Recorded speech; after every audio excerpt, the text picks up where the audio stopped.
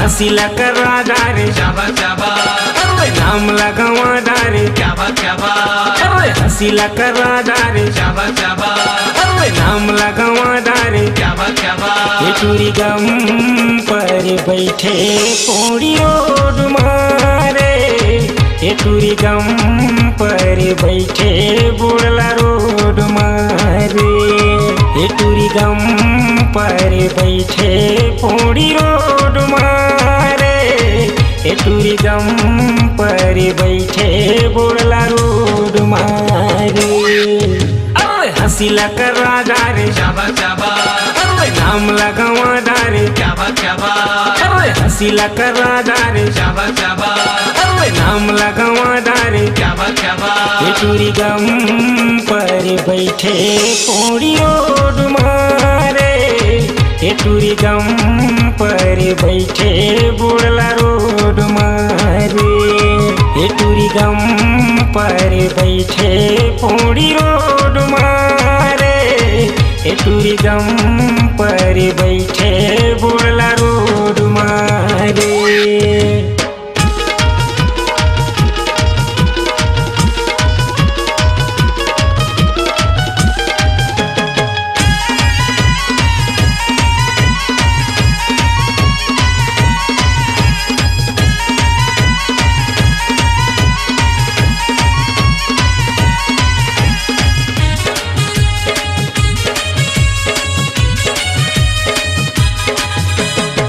सोलह सत्रह जवानी मटूरी खूब बकावत रे हो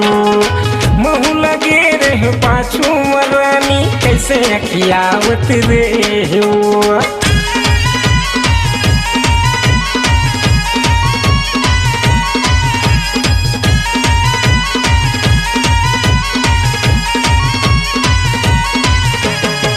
सोलह सत्रह जवानी मटूरी खूब बकावत रे हो महू लगे रहे पाछू मरानी कैसे अखियावत रे हो ढिंडोरा पिटवा डारे चाबा चाबा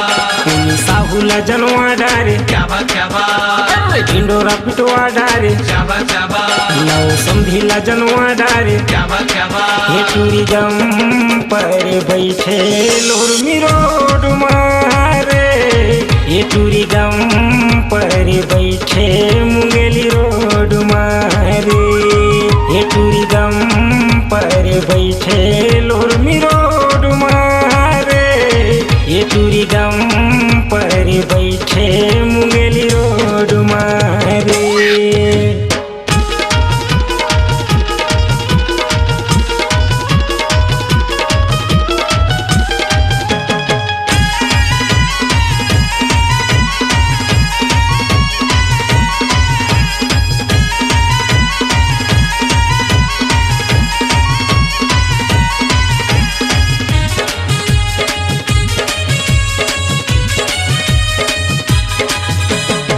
आगी जैसे अपन बदन में कैसे तेरावत रे हो बम दिखे ते बंगला के साड़ी में कैसे बिजरावत रे हो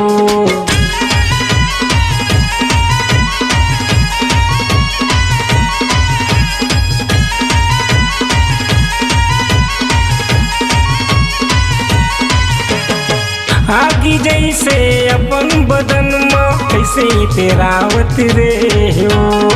बम दिखे ते बंगला के साड़ी में कैसे बिजरावत रे हो रिंसु समझिला पटा डारे चाबा चाबा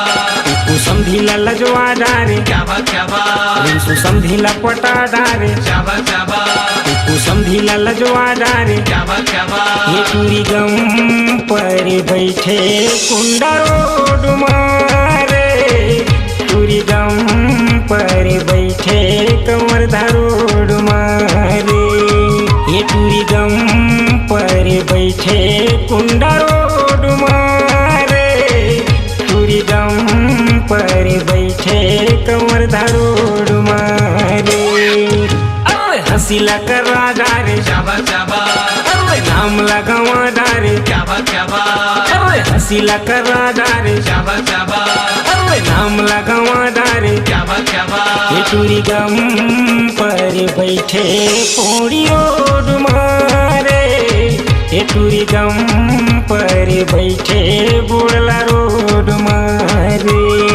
ये टूरी गम पर बैठे पूरी रोड मारे, ये टूरी गम पर बैठे बुढ़ला रोड मारे, ये टूरी गम पर बैठे लोरमी रोड मारे, ये टूरी गम